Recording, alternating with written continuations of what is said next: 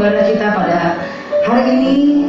Kita berdoa supaya tetap lawatan Tuhan, hadirat Tuhan terus menaungi kita. Amin, saudara. Amin. Baik, puji Tuhan, saudara, kita bersatu dalam doa sebelum kita mulai ibadah kita.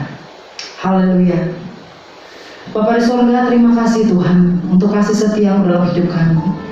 Tuhan Yesus, saat ini kami rindu untuk menyembah Tuhan, memuji Tuhan. Kami rindu terus mencari wajah-Mu Tuhan. Bapa, Engkau adalah Bapa yang setia dalam hidup kami. Kau sangat mengasihi kami, dan bukan hanya kami, tetapi Kau juga mengasihi keluarga kami, juga orang-orang yang terhilang Tuhan. Terima kasih Tuhan. Bapa, pimpinlah ibadah kami sepanjang hari ini. Biarlah hadirat-Mu menaungi kami, hadirat-Mu memberikan kami kekuatan, kesehatan. Terima kasih Tuhan. Di dalam nama Tuhan Yesus kami siap untuk beribadah. Haleluya. Amin. Terima kasih Tuhan. Tuhan, kami tahu Tuhan, di musim-musim sekarang bukanlah mudah bagi kami. Begitu banyak proses yang kami jalani.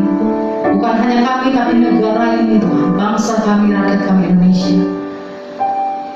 Tuhan Yesus, tapi satu hal yang pasti, kalau Engkau Tuhan yang tidak pernah meninggalkan kami. Engkau selalu menuntun kami seperti Engkau menuntun bangsa Israel untuk mengalami kemenangan demi kemenangan, mujizat demi mujizat Tuhan. Bapa, Engkau adalah Bapa yang setia. Kau selalu menunjukkan kasih setiamu kepada kami. Terima kasih Tuhan.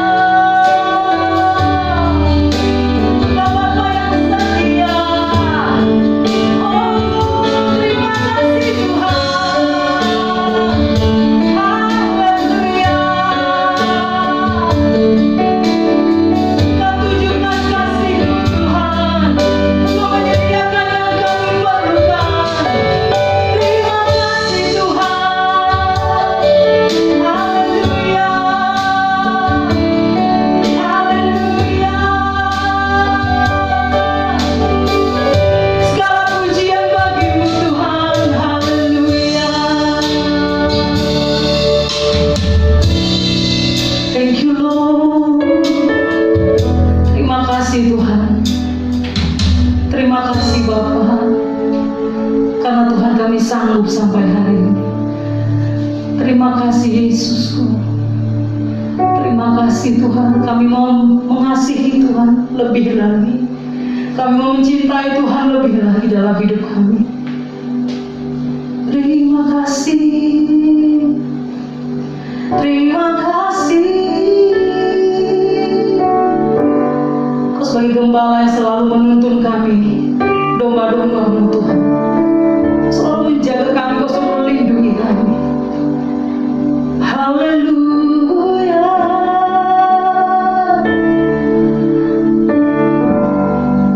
Terima kasih Tuhan. Betapa kami setiap hari kami bersyukur Tuhan. Kami punya Tuhan yang hidup, Tuhan yang nyata, Tuhan yang sangat baik dalam hidup kami.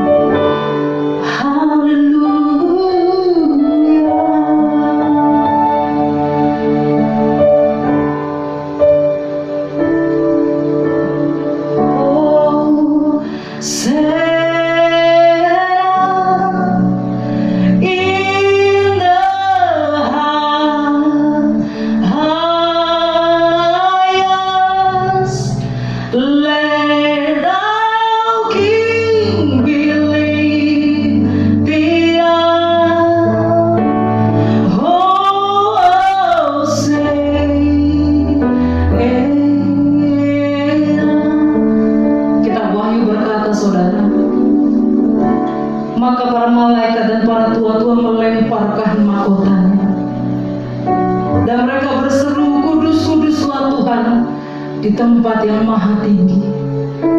Kami tahu Engkau hadir di tempat ini Tuhan. Kami merendahkan hati dan hidup kami Tuhan. Hosana in the highest. Ora labashaka karama yasa. Akarana mayasa. Hosana.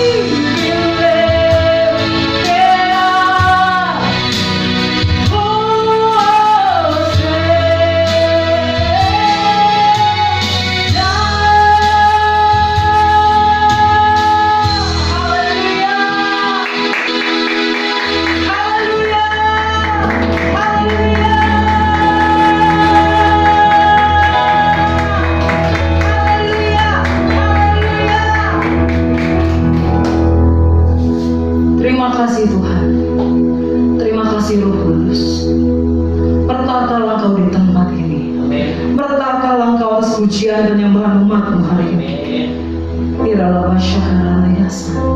Tuhan, kami percaya Tuhan, ketika kami menaikkan pujian kami kepadamu, yang sakit Tuhan sembuhkan Tuhan. Yang patah hati Tuhan bangun dan Tuhan hiburkan kembali. Thank you Lord, thank you Jesus. Di dalam nama Tuhan Yesus Kristus kami berdoa. Haleluya. Amin. Haleluya. Haleluya saudara. Tuhan Yesus baik, amin saudara. Katakan Tuhan Yesus baik dong. Katakan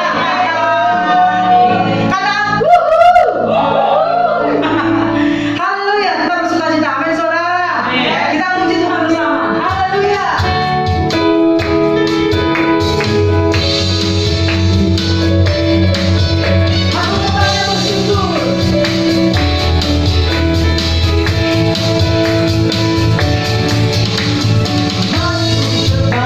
Bersyukur dengan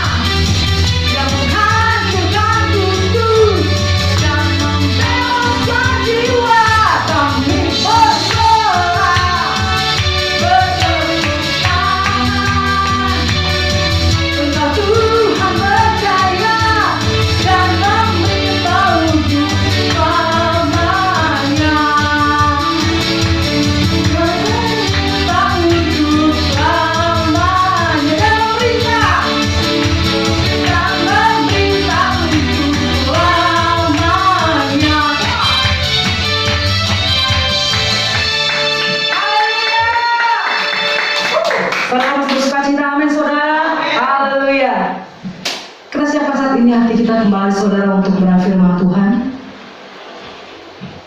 Haleluya.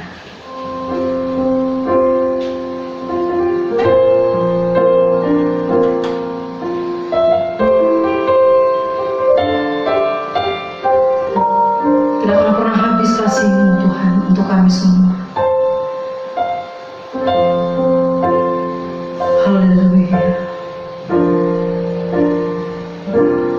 Tiada yang seperti Engkau, kuasa-Mu mengubah hidupku,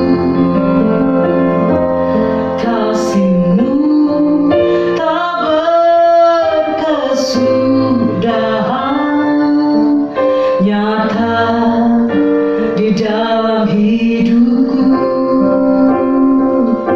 Tiada yang seperti Engkau, kuasa-Mu mengubah hidupku,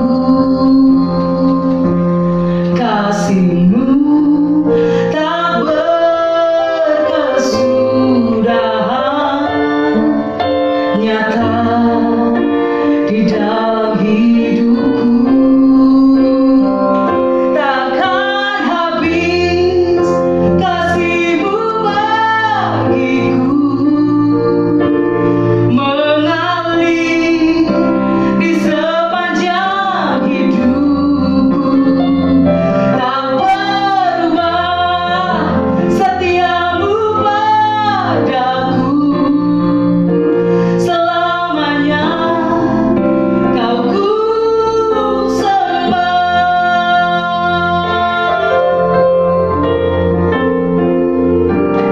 Tiada yang seperti Engkau, kuasa-Mu mengubah hidupku. Amin. Kasih-Mu tak berkesudahan, nyata di dalam hidupku. Takkan habis kasih-Mu bagiku, mengalir di sepanjang hidupku. Tak berubah setia-Mu padaku, selamanya Kau ku sembah. Takkan habis kasih-Mu bagiku, mengalir di sepanjang hidupku. Tak berubah setia-Mu padaku, selamanya Kau ku sembah. Takkan habis kasih-Mu bagiku, mengalir di sepanjang hidupku. Tak berubah setia-Mu padaku, selamanya Kau ku sembah.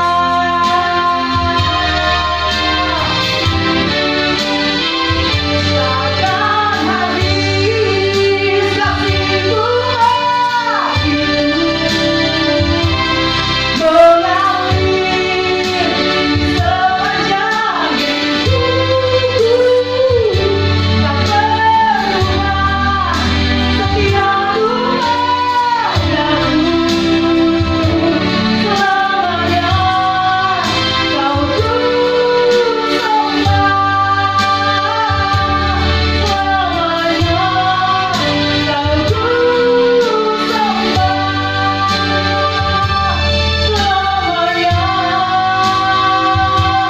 Kau ku sembah.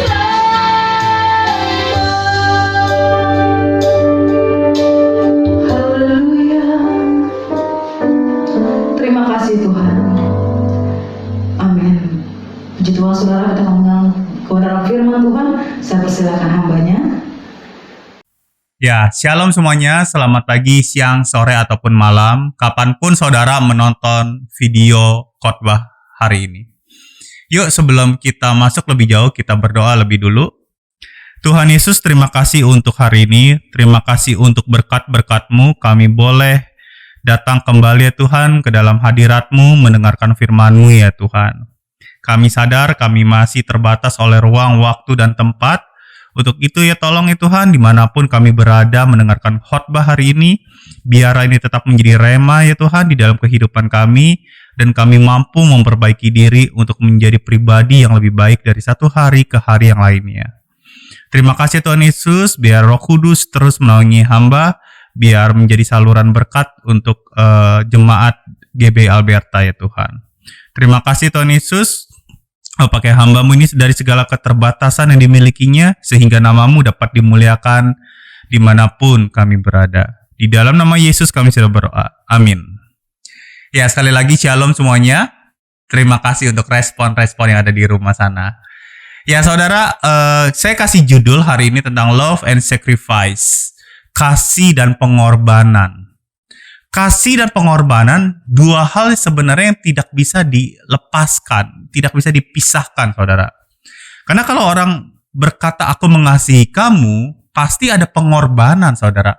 Ada hal yang perlu kita lakukan, ada sesuatu yang kita berikan kepada orang tersebut, dan itu yang namanya pengorbanan.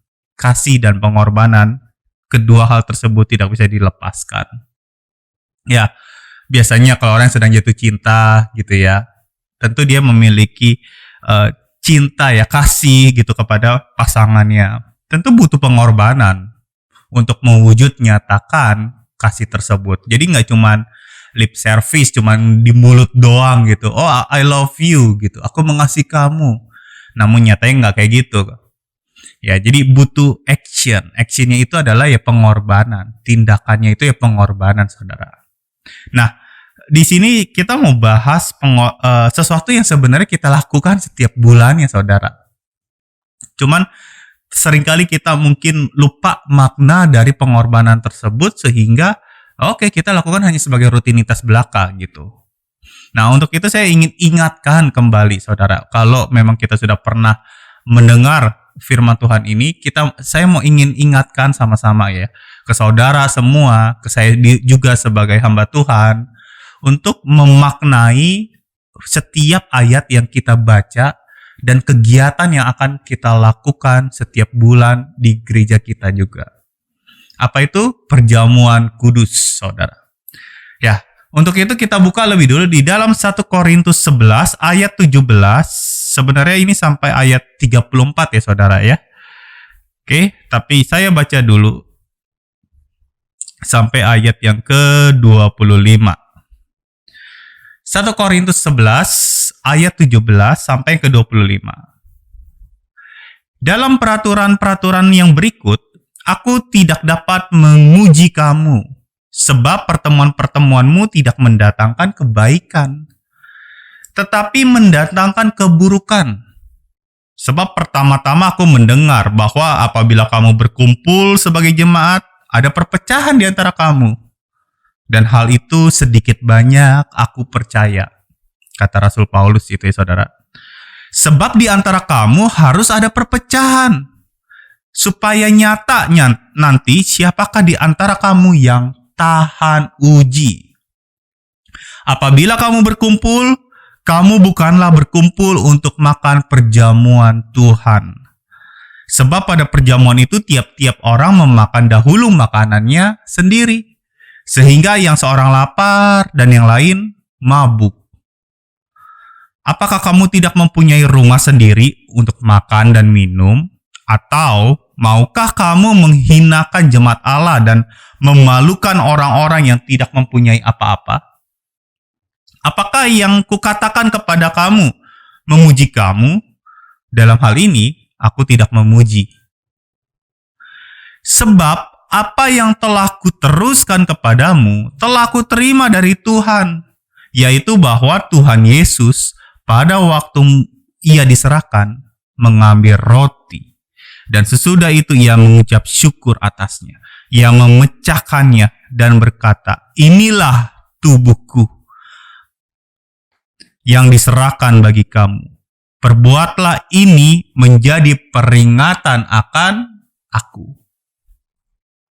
Demikian juga ia mengambil cawan sesudah makan lalu berkata, "Cawan ini adalah perjanjian baru yang dimeteraikan oleh darahku. Perbuatlah ini setiap kali kamu meminumnya menjadi peringatan akan aku."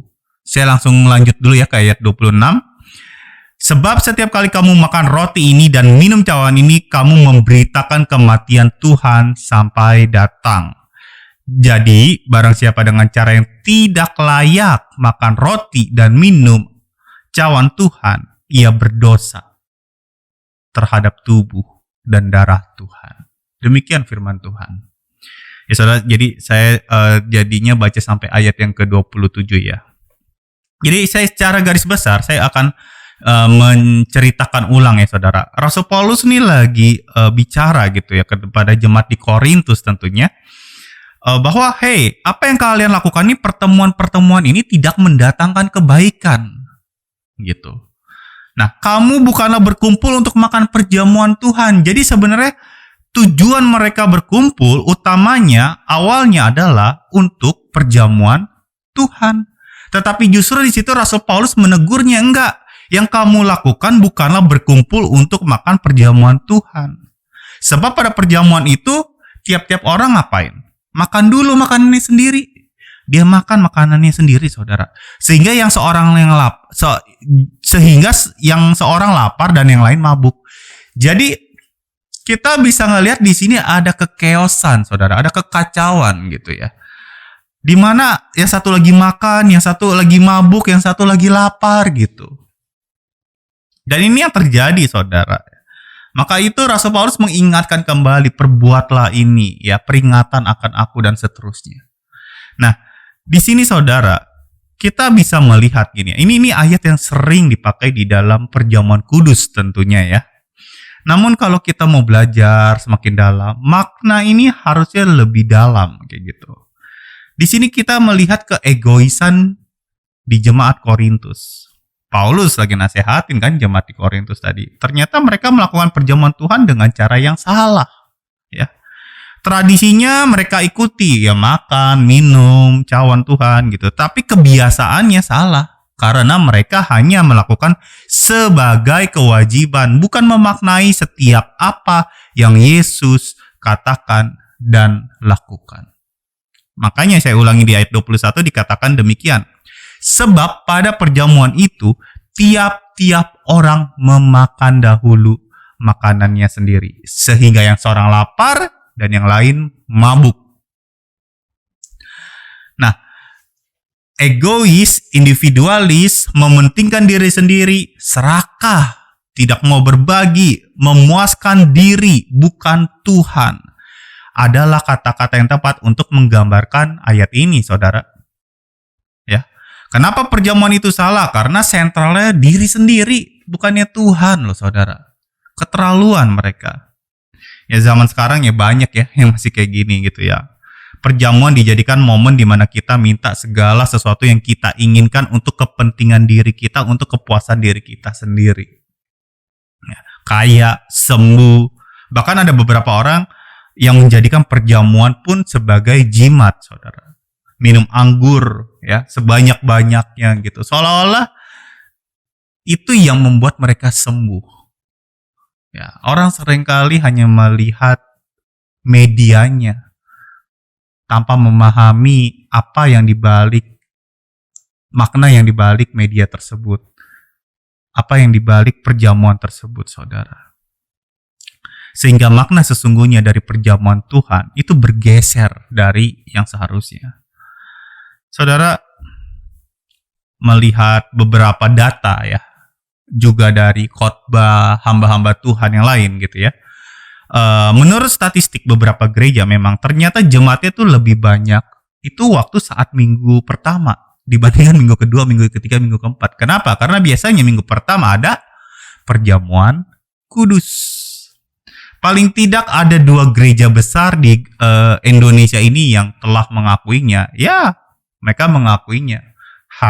Minggu pertama tuh minggu di mana jemaatnya ngebludak gitu. Banyak banget. Ya, seolah-olah minggu kedua, minggu ketiga dan minggu lain-lainnya itu tidak ada artinya gitu. Kalau ada istilah Kristen napas, Natal dan Paskah, mungkin ini Kristen perjamuan kudus kali gitu ya. Jadi mengagung-agungkan simbolnya. Mereka lupa untuk menjalin relasi atau memaknai di balik peristiwa tersebut. Ya saudara, itulah yang terjadi. Fenomena-fenomena yang ada di dalam dunia, saudara ya. Memuaskan diri sendiri, itu adalah virus mematikan di zaman apapun. Zaman Tuhan Yesus sampai sekarang, itu virus paling mematikan, saudara. Saya lengkap dulu ya, saudara, ke ayat yang lain ya. Saya mau kasih contoh seorang raja, ya, namanya Hizkia. Itu dari kitab 2 Raja-Raja 20. Saudara pasti pernah mendengar kisah Raja Hizkia ini, saudara. Singkatnya, Hizkia tuh sakit. Kemudian dia minta kesembuhan. Betul ya, saudara ya? Jadi singkatnya apa? Tuhan kabulkan setelah dia berdoa. Tuhan memperpanjang usia Hizkia 15 tahun. 15 tahun. Itu kalau terjadi di zaman sekarang, dia diundang gereja-gereja, saudara. Undang dia dong, Hizkia. Dia undang dia ke gereja gue dong, ke gereja ke gue dong, gitu. Nah, di sini kita melihat ada hal yang terjadi. Nah, masalahnya orang Kristen bacanya cuma sampai segitu kebanyakan.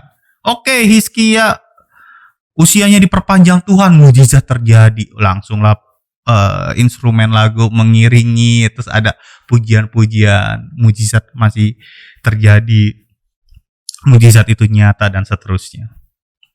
Well, itu nggak salah ya, saudara ya. Nah, saudara, tapi yang pasti gini ya, setelah usianya diperpanjang, sebenarnya itu jauh lebih penting loh. Apa yang dia lakukan? Ya, sedikit banyak Alkitab mencatat seperti ini, saudara ya. Cerita kelanjutan setelah dia usianya diperpanjang. Ada satu kisah di mana Raja Babel suatu kali tuh berkunjung ke Hizkia. Nggak pakai lama, Hizkia langsung memamerkan kekayaannya. Ya, by the way, Raja Babel dan Hizkia ini kan Israel memang berlawanan ya, emang musuh ya Babel harusnya. Nah, diperlihatkanlah ya harta benda, ada emas, ada perak, ada rempah-rempah, ada minyak, dan Hizkia juga memperlihatkan gudang persenjataannya. Itu sama aja kayak apa, saudara? Sama aja saudara punya musuh, kemudian musuh itu saudara kasih pin ATM saudara punya. Ya, kan nggak mungkin dong kita lakukan itu. Tetapi itu yang dilakukan Hizkia. Dia kasih tunjuk loh ke Raja Babel, utusan Raja Babel. Nih, gudang persenjataan. Berarti kan mereka tahu defense-nya mereka kayak apa nanti kalau diserang kira-kira. Oh, dia punya senjata ini A, B, C. Oh, jumlahnya sekian dan seterusnya. Jadi mudah diserang, saudara. Itu suatu hal yang sifatnya private. Tetapi justru dia pamerin. Mungkin Hizkia pede dengan apa yang dimilikinya. Gak mungkin lah kalah lawan Babel gitu. Mungkin ya, saudara. Karena alasannya juga gak jelas kalau dia memamerkan apa yang dia milikinya. Apa yang dimilikinya gitu. Setelah itu, karena nabi yang berperan waktu zaman Hizkia adalah Nabi Yesaya nanya, apa yang mereka lihat? Hizkia langsung bilang, semuanya saya kasih lihat. Nah, makanya di 2 Raja-Raja 20 ayat 16, Yesaya ngomong sama Hizkia, dengarlah firman Tuhan, sesungguhnya suatu masa akan datang, bahwa segala yang ada di dalam istanamu dan yang disimpan oleh nenek moyangmu sampai hari ini akan diangkut ke Babel. Bayangin, saudara, akan diangkut ke Babel. Tidak ada barang yang akan ditinggalkan. Demikianlah firman Tuhan. Ayat 18, dan dari keturunanmu yang akan kau peroleh akan diambil orang untuk menjadi sida-sida di istana Raja Babel. Jadi budaknya ya. Jadi sida-sida pesuruh. Hizkia menjawab kepada Yesaya. Dijawab tuh sama Hizkia. Sungguh baik firman Tuhan yang engkau ucapkan itu. Tetapi pikirnya asal ada damai dan keamanan seumur hidupku. Saudara, bayangkan seorang raja yang hanya memikirkan kepentingan dirinya sendiri. Seolah-olah dia mau berkata, asal kerajaanku tetap aman dan damai selama aku hidup, nggak masalah. Karena dia bilang kayak gitu, saudara. Asal ada damai dan keamanan seumur hidupku. Berarti dia tidak peduli dengan apa yang terjadi di generasi berikutnya, saudara. Pemerintahan di Indonesia itu zaman dulu ya, itu sama sekali tidak memikirkan kepemimpinan yang akan datang, saudara ya. Mereka hanya mementingkan kepentingan pemerintahannya sendiri gitu. Berbeda sekali dengan pemerintahan Indonesia di zaman Pak Jokowi sekarang ini gitu. Walaupun mungkin dia dicerca, apapun infrastruktur dia bangun di Papua atau dimanapun, saudara ya, dia tetap berusaha gitu. Dia tetap mau membangun, walaupun mungkin presiden selanjutnya mungkin saja, saudara, tidak melanjutkan perjuangannya gitu. Mungkin saja. Tetapi dia nggak peduli. Dia lebih peduli dengan generasi berikutnya. Dia lebih peduli dengan kepemimpinan yang ada di sini sehingga menghasilkan buah yang baik dan bisa diteruskan. Ya semoga ya yang berikutnya pun juga bisa nanti menjadi lebih baik gitu. Karena standarnya kan udah naik ya. Harusnya standar itu dijaga atau bahkan lebih baik gitu. Nah, jadi bisa dibilang kalau ngomongin Hizkia, egois banget Hizkia. Usia diperpanjang 15 tahun tetapi kelakuannya tambah parah. Dia lebih memilih mementingkan kerajaannya sendiri selama dia hidup. Artinya dia nggak pentingin generasi berikutnya, saudara. Bayangkan. Ya, memang pada akhirnya sih dia sempat sadar akan keangkuhannya di kitab Tawarik itu dicatat. Alhasil Hizkia tidak mendapat hukuman, tapi hanya sejaman dia aja tuh yang nggak dapat hukuman. Generasi di bawahnya ya dapat gitu. Dan itu sesuai dengan keinginan hatinya, bukan ya? Asal ada damai dan keamanan seumur hidupku. Aduh, keterlaluan loh doa kayak gitu. Usia diperpanjang 15 tahun tetapi tidak membuatnya menjadi lebih baik gitu. Doa dijawab belum tentu membuat hidup kita jadi makin baik ya. Bahkan seorang hamba Tuhan almarhum Bikman Sirait pernah berkata, itu Hizkia lebih baik mati. Ya, saya setuju sih ya. Karena kalau usianya diperpanjang 15 tahun lalu kelakuannya seperti itu kan nambahin dosa, bukan nambahin pahala. Istilahnya kan kayak gitu, saudara. Lebih baik mati dalam keadaan yang baik kayak gitu ya. Saudara, Hizkia tuh punya anak namanya Manasye. Saudara tahu siapa Manasye? Saudara kalau baca di Alkitab, Manasye itu raja paling kejam. Raja paling kejam di Israel.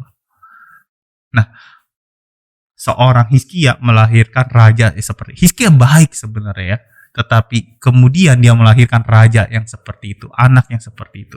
Nah, Manasye ini kejamnya kenapa? Saking kejamnya dia mau memberikan tumbal berupa anaknya sendiri. Dia membiarkan anaknya itu menjadi korban bakaran untuk persembahan berhala. Saudara bayangin anaknya sendiri. Nah, kemudian Manasye punya anak yang lain namanya Amon. Amon hidupnya jahat, saudara. Jahat. Sama seperti bapaknya. Dia pun meninggalkan Tuhan. Yang saya ingat ya, Manasye itu kemudian sih bertobat. Tetapi yang saya ingat Amon tidak bertobat gitu, saudara. Ya. Dua generasi hancur hidupnya karena keegoisan Hizkia, bisa dikatakan gitu ya. Yang lebih memikirkan dirinya sendiri. Hidup dia mah ya aman-aman aja. Yang penting gue aman. Emang itu kerinduan dia ya. Yang penting dia aman. Tapi dia tidak memikirkan orang lain. Juga gak memikirkan anaknya sendiri kayak gitu. Nah, jemaat di Korintus, saudara, hidupnya seperti itu. Yang penting gue puas. Gue gak peduli lah sama yang lain. Lo lapar kayak, lo kenapa kayak, gue gak peduli. Kira-kira itu yang dialami. Mabuk anggur, makan roti tanpa memikirkan orang lain yang kelaparan. Padahal apa? Makna perjamuan Tuhan, fokusnya ke Tuhan, bukan ke kita. Bukan keinginan kita yang dipenuhi, tetapi pengorbanan Tuhan itu yang perlu kita maknai. Nah, saudara, untuk itu Rasul Paulus menegaskan kembali di ayat 24 dan 25. Biar saya bacakan kembali. Dan sesudah itu, ia mengucap syukur. Ini bicara tentang Yesus ya. Yesus mengucap syukur, ia memecah-mecahkannya dan berkata, inilah tubuhku yang diserahkan bagi kamu. Perbuatlah ini menjadi peringatan akan aku. Demikian juga ia mengambil cawan sesudah makan, lalu berkata, cawan ini adalah perjanjian baru yang dimeteraikan oleh darahku. Perbuatlah ini setiap kali kamu meminumnya menjadi peringatan akan aku. Nah, di sini kita bisa melihat yang harus diperbuat itu apanya. Makanannya, hostinya, anggurnya, makan-makan besarnya tuh sama yang lainnya kayak gitu. Perjamuan kudusnya atau apanya nih harus diperbuat gitu kan ya. Nah, apakah roti dan anggur itu yang Yesus maksud dengan perbuatlah ini?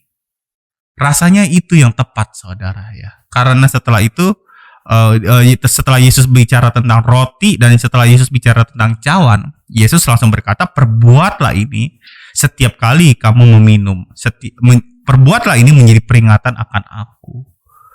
Nah, kita ngomongin roti. Roti apa? Roti yang dipecahkan. Itu ada sebenarnya lambang hidup Yesus yang sudah terlebih dahulu dipecahkan, difitnah, dihianati, dihancurkan oleh murid-muridnya sendiri, saudara bahkan.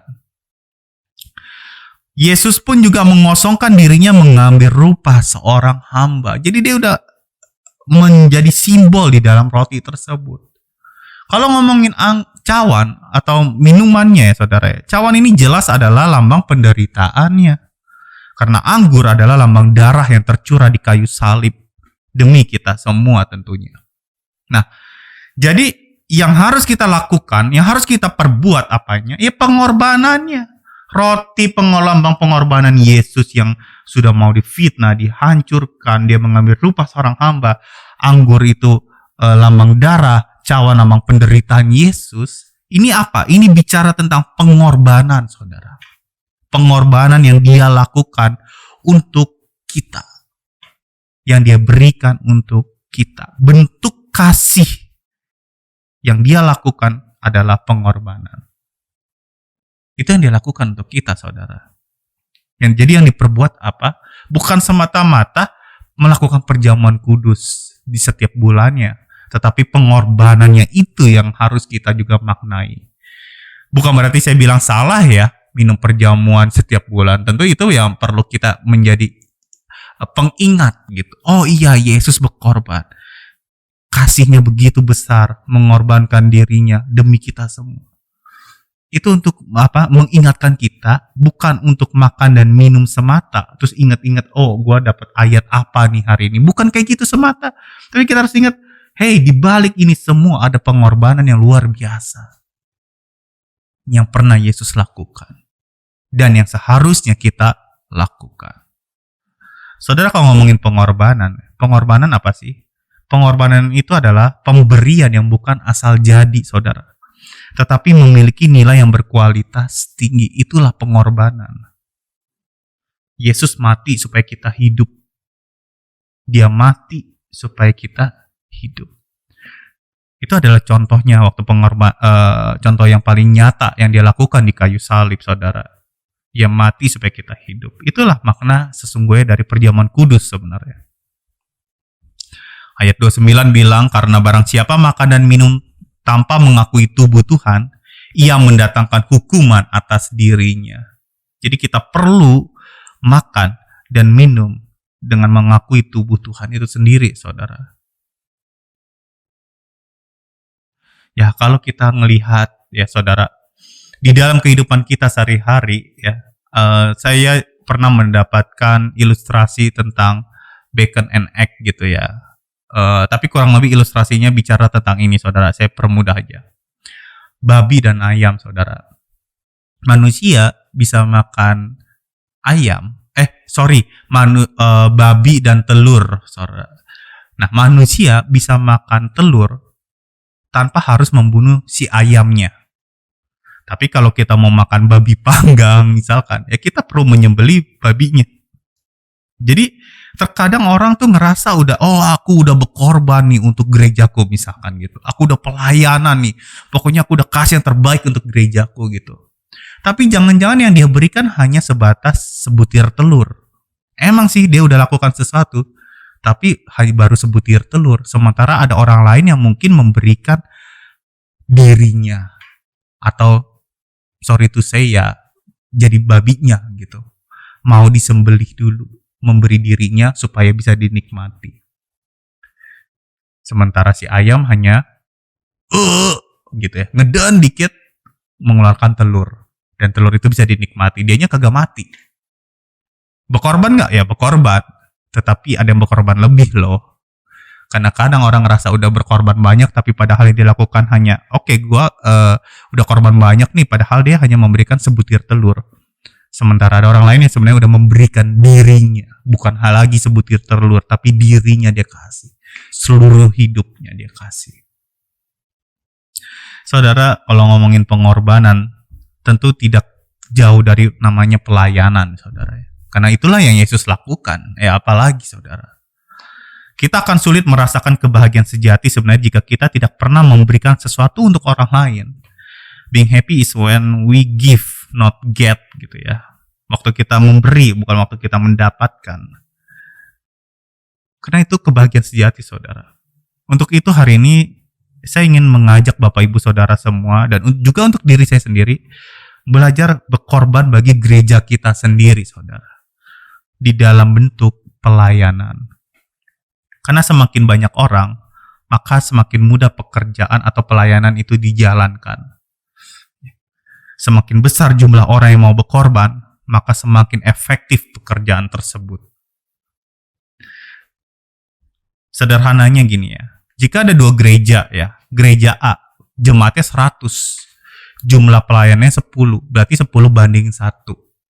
Yang ngelayanin untuk 10 orang ya 1 orang gitu ya. Gereja B, jemaatnya 100, pelayannya 50. Itu berapa? 2 banding 1 ya. Lebih efektif mana? Tentu yang B ya, saudara ya. Semakin banyak orang yang bekerja, akan semakin baik. Semakin banyak orang yang mau turun tangan, akan semakin efektif, saudara. 1 orang melayani 2 jemaat, tentu jauh lebih efektif daripada 1 orang melayani 10 jemaat. Tentu harus ada kayak leadernya lagi di situ ya. Kita perlu terjun di dalam dunia pelayanan seperti ini. Capeknya ada ya, saudara. Dan lain sebagainya gitu. Semakin banyak orang, pekerjaan pun juga semakin selesai. Masalahnya bukan talentanya yang tidak ada, tetapi kemauan berkorbannya itu loh yang perlu dipertanyakan. Untuk itu, di sini kita mau ingat lagi, Tuhan tuh udah buat banyak loh. Kalau dia begitu besar mengasihi kita, dia udah korbanin banyak hal. Sekarang apa yang bisa kita lakukan? Paling tidak, saudara, kita bisa lakukan untuk gereja kita sendiri. Kita terjun di dalam pelayanan gereja kita sendiri. Dalam bentuk apapun yang kita mampu lakukan tentunya, saudara. Ada perbedaan besar saat orang memikirkan dirinya sendiri dibandingkan dengan orang lain. Ini tentang The Good Samaritan ya. Martin Luther King Jr. pernah bicara tentang kurang lebih kayak gini ya kata-katanya. The first question which the priest and the Levite asked was, if I stop to help this man, what will happen to me? Apa yang terjadi sama gue nih? Gitu. But the Good Samaritan reverses the question, if I do not stop to help this man, what will happen to him? Jadi kurang lebih orang Samaria ini disebut baik hati karena dia tuh mikirin orang lain. Ini kalau aku nggak berhenti, nggak tolong dia, apa yang akan terjadi sama dia? Tapi kalau orang yang egois, kalau gue berhenti, apa yang terjadi nih sama gue nih? Kayak gitu. Itu perbedaan besar antara orang yang memikirkan dirinya sendiri dengan orang yang memikirkan orang lain, saudara. Kekristenan harus bertumbuh.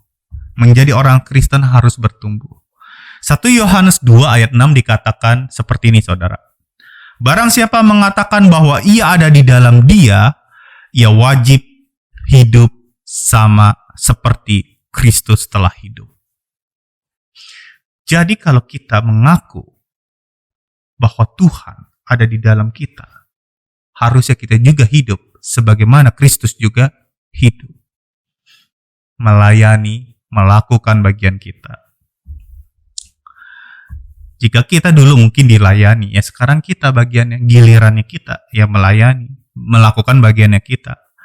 Sebelum Yesus masuk dalam dunia pelayanan, ia pun juga dilayani dulu oleh Yohanes Pembaptis, saudara. Sampai Yohanes Pembaptis merasa tidak layak untuk melayani Tuhan Yesus kayak gitu. Tapi Yesus bilang bahwa hal itu ya harus terjadi sesuai dengan kehendak Tuhan. Setelah itu kemudian apa yang dilakukan? Ya Yesus pelayanan. Dilayani, kemudian dia melayani. Pertumbuhan tuh harus nyata, saudara. Sebagai orang Kristen, kita harus bertumbuh. Dan salah satu indikator orang itu udah bertumbuh atau tidak di dalam kekristenan, ya dia mau nggak terjun dalam pelayanan. Karena justru di situ kita lagi diuji, di situ kita lagi diasah, saudara. Karena dilayani emang enak ya. Saudara kalau dilayani dimanapun, ada restoran Haiptilau, ya enak banget tuh kalau kita makan di situ. Ya karena kita dilayani banget, kita tuh kayak raja, kita dianggap kayak raja kalau makan di situ. Minuman habis tanpa perlu disuruh dia udah tuangin, kita keringetan dikasih tisu. Kita butuh apa, dia dengan sigap datang dan seterusnya. Dia akan lakukan, kita akan dianggap sebagai raja. Bahkan kalau kita datang, dia berusaha senunduk-nunduk mungkin menyambut kita. Kita tamu, bukan raja, tapi dianggap raja, saudara. Nah itu dunia ya, saudara. Itu dalam dunia marketing juga. Nah harusnya kita lakukan seperti itu, saudara. Kita mau belajar melayani. Ya, memang enak ya, rasanya enak gitu diperlakukan seperti raja. Tetapi kita harusnya sadar bahwa kita ini sedang menyembah raja segala raja. Ya harusnya kita melayani sang raja tersebut, saudara. Kekristenan perlu bertumbuh. Kalau dulu dilayani, sekarang waktunya saudara melayani. Bertanyalah pada gereja, apa yang bisa saya lakukan untuk gereja saya sendiri? Sesuatu yang besar tidak akan bisa dibangun tanpa pengorbanan. Gereja yang besar tidak bisa dibangun tanpa pengorbanan. Perlu kerjasama, perlu pengorbanan, perlu orang-orang yang mau terjun dalam pelayanan. Saya akhiri khotbah ini dalam satu ayat. 1 Petrus 4 ayat 10 dikatakan demikian. Layanilah seorang akan yang lain sesuai dengan karunia yang telah diperoleh tiap-tiap orang sebagai pengurus yang baik dari kasih karunia Allah. Amin, saudara. Saya berharap bahwa khotbah hari ini bisa mengingatkan kepada kita perjamuan kudus yang kita lakukan setiap bulannya bukan hanya sebagai rutinitas sebagai orang Kristen yang harusnya datang. Jadi kayak minggu pertama kayak harus menggebu-gebu, tapi minggu berikutnya kayaknya udah hilang semangatnya. Enggak. Tapi kita perlu semangat kapanpun. Kenapa? Karena di balik makna itu ada pengorbanan yang perlu kita lakukan di dalam kehidupan kita. Kalau saudara mengasihi Tuhan, lakukan apa yang bisa saudara lakukan untuk Tuhan. Kalau saudara mengasihi gereja ini, GBA Berta, lakukanlah apa yang saudara bisa lakukan. Amin, saudara.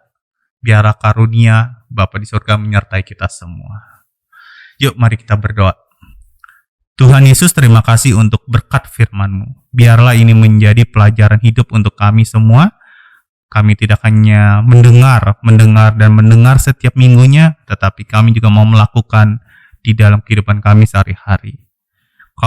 Tolong ya Tuhan, ampuni kami kalau kami masih sering ya Tuhan melakukan perjamuan kudus sebagai rutinitas. Kami nggak mau berkorban, kami nggak mau melayani. Ampuni kami ya Tuhan. Tetapi hari ini kami diingatkan, kami mau bertumbuh ya Tuhan.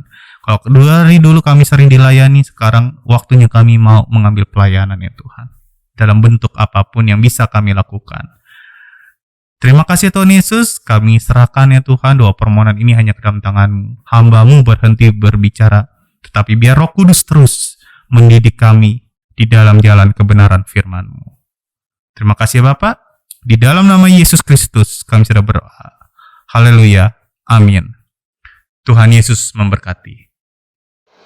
Puji Tuhan saudara, kita sudah mendengarkan kebenaran firman Tuhan yang luar biasa. Saya percaya firman Tuhan menjadi rema, kekuatan, dan sukacita kita di tengah-tengah masa pandemi saudara. Amin. Baik saudara, kita tiba saatnya kita juga akan memberikan persembahan yang terbaik untuk Tuhan. Saudara bisa memberikan persembahan saudara ke rekening yang ada di bawah layar. Baca saudara, ada nomornya, atas namanya lengkap ya saudara ya. Baik saudara, kita memberikan persembahan yang terbaik untuk Tuhan. Mari kita berdoa. Tuhan Yesus, terima kasih untuk karya-Mu yang luar biasa pada hari ini. Kami sudah mendengarkan kebenaran firman-Mu, kami sudah kembali dikuatkan, kami sudah kembali diberikan pengharapan yang baru. Terima kasih Tuhan. Dan tiba saatnya Tuhan kami akan memberikan persembahan. Berkatilah setiap tangan-tangan yang akan memberi untuk pekerjaan Tuhan di tempat ini, biar kerajaan-Mu diperbesar di muka bumi ini. Terima kasih Bapa, terima kasih Roh Kudus. Di dalam nama Tuhan Yesus kami memberi yang terbaik untuk Tuhan. Haleluya, amin.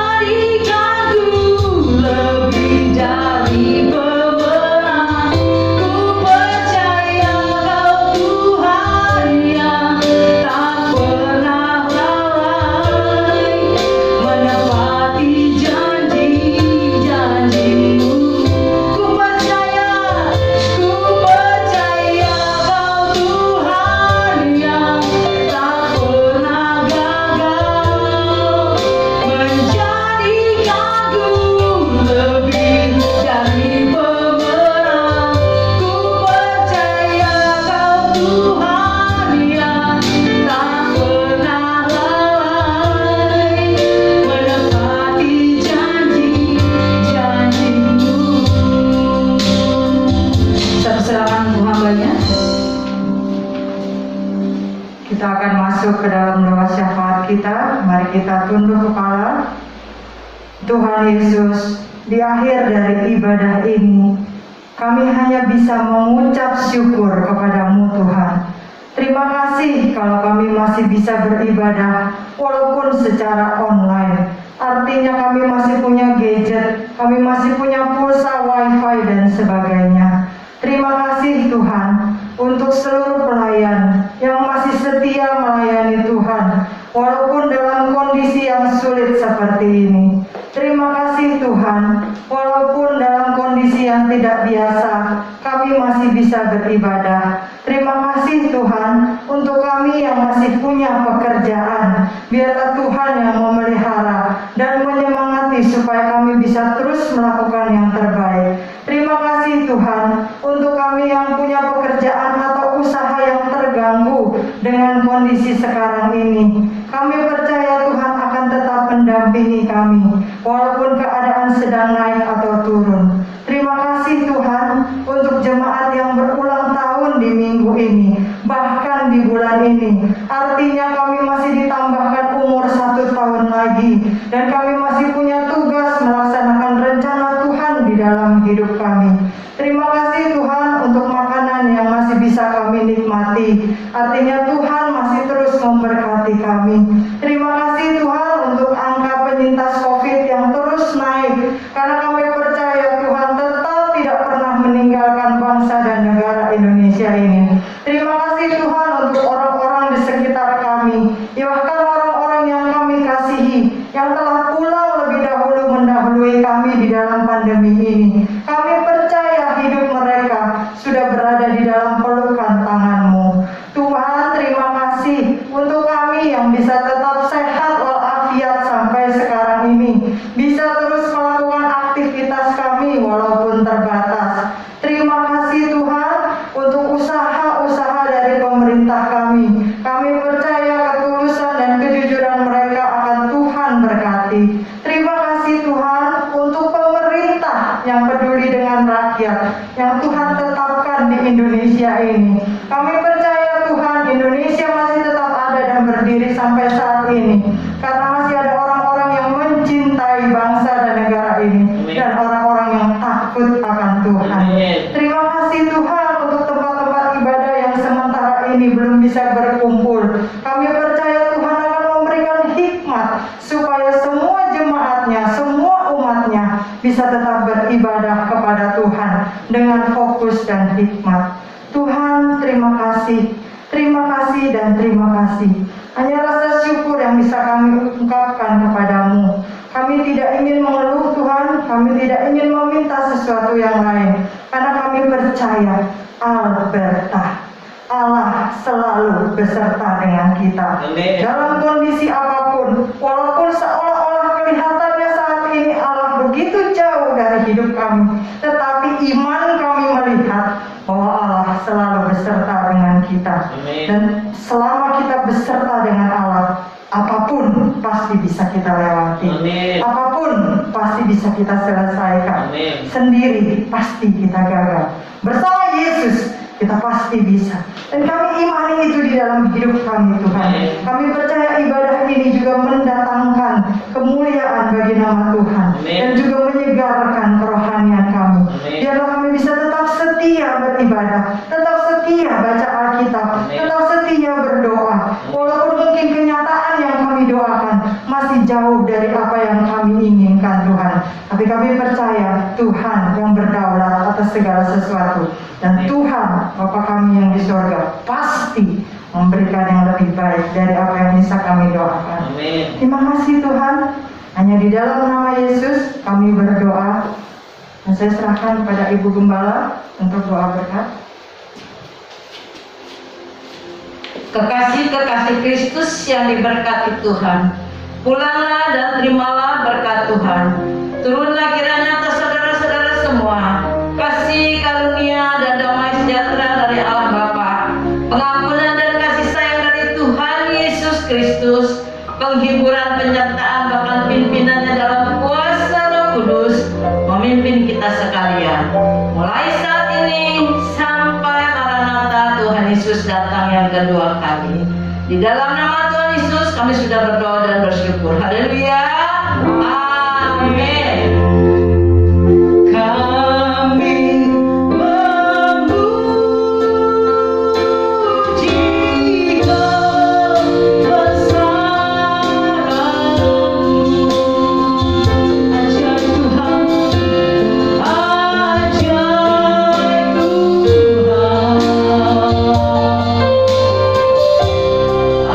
ajaib Tuhan. Kami memuji-Mu, kami memuji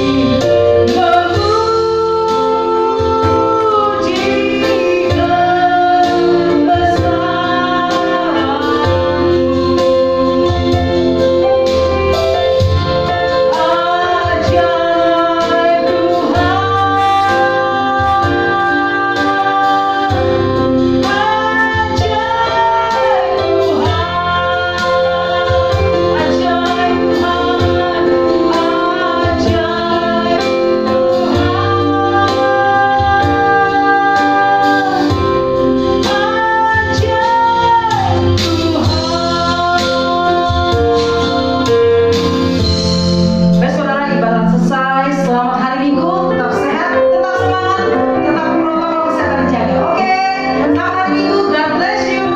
Dadah. Salam sejahtera bagi kita semua. Puji Tuhan, di bulan Juli 2021 ini, gereja kita GB Alberta telah berulang tahun yang ke-21. Badan pengurus GB Alberta memantapkan hati untuk melangkah maju, melaksanakan rencana renovasi bangunan gereja kami yang selama ini bertahun-tahun sudah kami doakan bersama-sama. Adapun usia bangunan yang sudah cukup tua yaitu 36 tahun menyebabkan kami seringkali mengalami gangguan dalam bidang kelistrikan yang bolak-balik korslet, mengalami gangguan dalam bidang saluran air yang terkadang menimbulkan bau yang kurang sedap, dan juga beberapa kali langit-langit itu jebol sehingga air hujan itu membanjiri lantai yang ada di bawahnya. Bahkan ruang ibadah kami beberapa kali juga mengalami kebanjiran. Saat ini dana yang kami miliki memang masih jauh dari jumlah yang dibutuhkan untuk menyelesaikan seluruh rancangan. Oleh sebab itu, kami ingin mengajak Bapak Ibu Saudara-saudari untuk menyatukan hati, untuk bergandengan tangan, bergerak bersama dengan kami, mendapatkan kehormatan, memperbaiki rumah Tuhan GBI Alberta. Kami percaya kalau kita menyatukan hati, bergerak bersama untuk kemuliaan nama Tuhan, kita menabur dengan mencucurkan air mata, maka kita pasti akan menuai dengan bersorak-sorai. Silakan Bapak Ibu Saudara bisa membagikan video ini kepada siapa Tuhan menggerakkan hati Bapak Ibu Saudara, untuk mereka juga bisa mendapatkan kehormatan, ikut serta berpartisipasi, berbagi berkat atas apa yang Tuhan sudah berikan, memberikan janji iman mereka untuk memperbaiki rumah Tuhan GBI Alberta bersama dengan kita semua. Terima kasih atas partisipasi Bapak Ibu Saudara. Tuhan Yesus memberkati kita semua. Gerejaku, keluargaku, keluargaku, gerejaku, Alberta, Allah selalu beserta dengan kita.